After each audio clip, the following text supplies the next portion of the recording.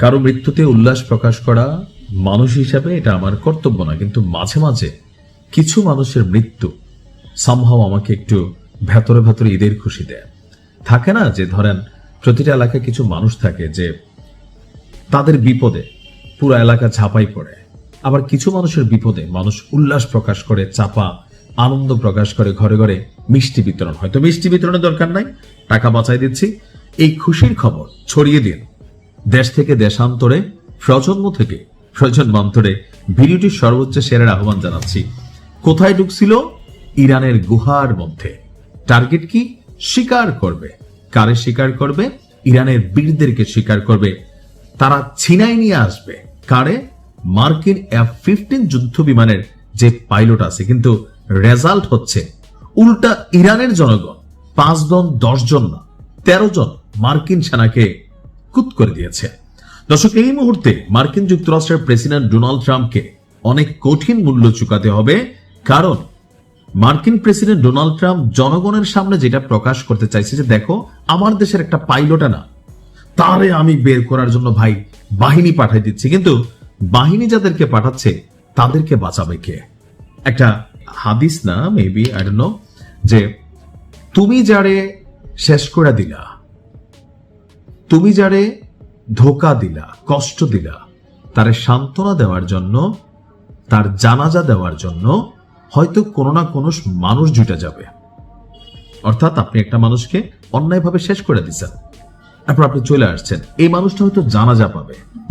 একটা মানুষকে আপনি ধোকা দিচ্ছেন, সামহাও তারে সান্ত্বনা দেওয়ার জন্য তার লাইফে কেউ চলে আসবে। কিন্তু আপনি যখন ধোকা খাবেন, আপনি যখন মারা যাবেন, ঠিক একই লাইনে আপনি হয়তো জানাজাটাও পাবেন না। একজন মানুষের জন্য, একজন মুসলিমের জন্য জানাজা খুবই কমন, ম্যান্ডেটরি একটা অধিকার, সো ওইটাও আপনি পাবেন না। আমি এই কথাটা কেন বললাম? পাইলটরে বাঁচানোর জন্য টিম বি ঢুকলো, তো টিম বি রে বাঁচানোর জন্য কারা? আসলে আমার কাছে এটা থেকে একটা জিনিস মনে হয় যে ইরানে বড় ধরনের একটা অভিযান চালানোর জন্য আমেরিকা একটা সুতা খুঁজতেছে।